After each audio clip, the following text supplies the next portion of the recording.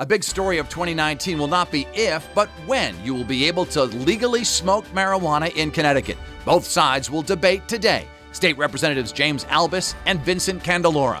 2018 is almost over, with some new faces coming to the Capitol next year and some familiar ones leaving. We'll talk with one of those moving on, State Senator Ted Kennedy Jr. What's next for him? And he'll also share his insight into his friend, Governor-elect Ned Lamont. Plus, one of Lamont's closest advisors, Steve Jewett, is here to talk about how Democrats did so well in what was supposed to be a Republican year. Our flashback, 8 years ago, Dan Malloy's first Face the State interview as governor. It's all straight ahead this Sunday morning, the last Sunday of the year, December 30th, 2018. From Eyewitness News, Connecticut's most watched local political program, this is Face the State. Good morning. It is 8:30 on this Sunday morning. Thanks for joining us for Face the State. I'm Dennis House. The hot debate that everyone's buzzing about is marijuana.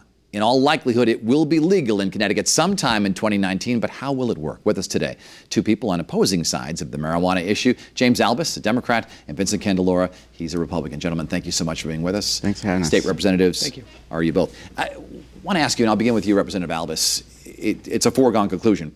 Pretty much there's no votes to stop it on the other side, and this is going to be legalized, correct?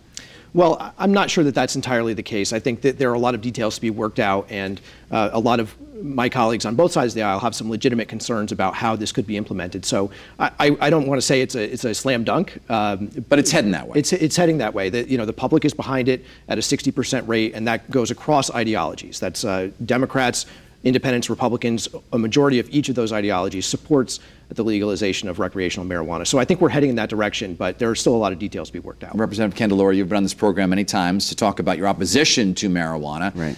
But even Republicans are conceding that there aren't enough votes to stop it, and it likely will be passed, correct? Well, no, I wouldn't go that far. So you think you can stop it? It's possible. I think the more people learn about the issue and the impacts that it's had, especially on Colorado, they start to pull back from it. The states that have adopted it tend to be the ones that have the referendum vote. But as legislatures really dig down and understand the issue, there becomes some hesitancy. And so in a nutshell, why should it not be legalized? Well, I mean, the biggest is the societal impacts. We see a rise in homelessness in Colorado, a rise in teen use of marijuana in Colorado. The drug is physically addicting now. The THC levels permanently impact brain function. There's a drop in IQ. We don't have testing for driving under the influence. There's an increase of fatalities. Car insurance rates goes up. And then there's increased absenteeism with employment. So there's just a whole host of issues of why it shouldn't be done. And how do you respond to that, Representative Albus? Well, a couple ways. First of all, Colorado and other states that have implemented legalized marijuana did see some increase right away in teen use, but since then, the teen use has actually dropped. And I think that's for a couple of reasons. Number one, you're reducing the black market. And the smaller the black market becomes, the more difficult it becomes for teens to access marijuana.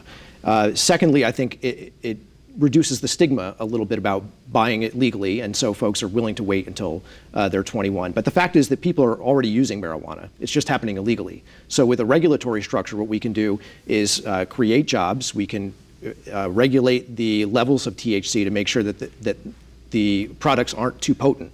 So I think a regulatory structure makes a lot more sense than the current black market structure we have. If we reach the point where it appears that you can't stop marijuana from being legalized, what kind of regulations and rules do you want to see put into place, Representative Kennedy? Well, I think, similar to what we saw with the medical industry, Connecticut really is a model for the country and how that was implemented. It's very closely regulated. The negative to it, and I think we have to take a look at it, is the pricing. Dispensaries make a lot of money. They mark up their pricing. And the growers are at a lower level. The amount of money that goes into marijuana needs to be looked at and regulated, because we're looking at big tobacco. Back in the 20s and 30s, tobacco was promoted as something healthy, and we saw what happened. And there's now millions of dollars of lawsuits constantly on trying to, to argue about how they hid the fact that cancer-causing agents were in tobacco. What should the legal age be to smoke marijuana? I think 21, same as alcohol. So and that's where it needs to be at least 23. The conversation revolves around when is the brain developed? And we all know it's around the age of 23. Marijuana use below that age has a permanent impact on brain development. And in terms of how it would work, in terms of people being able to smoke it out in the public, should there be like cafes where they can smoke it? Is it just in the privacy of your own home, or if you're walking through a park or a street? Well, I think it should be in the privacy of your own home, at least at the very beginning. That's what we've seen in other states. You can't just walk down the street and light up a joint. And I think having a law that requires you to be doing it in the privacy of your own home is what we should be looking to do, at least at the outset. Do you agree with that? Well, the concerns I have is what about infants being in the room? Are people going to be properly educated on if they're going to be smoking this carcinogen and this intoxicant, should they be doing it in a room with children? So that's going to have to be part of the conversation as well. Can they be arrested for risk of injury to a minor? And where should it be sold? I know some are suggesting like a package store type of system. Or should there just be a few across the state? I think it needs to be through the regulated market under the current structure of our medical facilities. So only where they sell medical marijuana, that's where you should have to get it? I think it should be separate from alcohol, especially given the combination of alcohol and marijuana sales and what impact it could have on DUIs. The experts need to be in that field selling the product as opposed to having package stores. It's two different regulated markets. Representative Albus? Yeah, I tend to agree with that. I think that we want to create a system where there aren't so few areas where you can buy recreational marijuana that people still continue to go on the black market. But I agree that there needs to be a separate way of doing it. You shouldn't be able to go into a package store or a grocery store and be able to purchase marijuana. There should be a specific dispensary dedicated to recreational marijuana where, as Representative Candelora mentioned, you have experts who know what they're talking about and are able to dispense the right amounts. And another sticking point that's been brought up by opponents or people who want this legalized but they want it done in a certain way is expunging the criminal records, clearing them of people who have past marijuana offenses and even setting people free from prison who are there right now for it. Yeah, I think that's a really important point. I mean, and what we know from past experience is that marijuana laws have disproportionately affected people of color. I think the rates of usage are greater in white men and women, but disproportionately people of color have been either ticketed under the decriminalization policy that we have, or previously put into jail for marijuana use and small amounts of possession. So I think being able to expunge records of small amounts of possession would allow folks who have been convicted in the past to not worry about applying for a job and having that on their record in the future. Would Republicans support that, wiping out the records? Well, we have nobody in jail currently that for small possession of marijuana. We have already decriminalized it.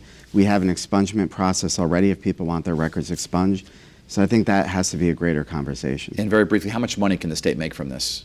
Well, the estimates vary. The latest that I've seen is 60 million to 100 million, somewhere in that range per year. Through taxes or? Through taxes or other fees. My personal feeling is that that shouldn't be the reason why we implement such a policy. We're talking about a policy that the public supports. We're talking about creating new jobs. Some of the revenue should be used to combat substance abuse and combat distracted driving. So I think we could utilize some of the revenue for good purposes like that. State Representatives James Albus and Vincent Candelora, we thank you very much for being on the program today, and Happy New Year. Thank you. Same to you when the session begins. When we come back, Ted Kennedy Jr. will join us.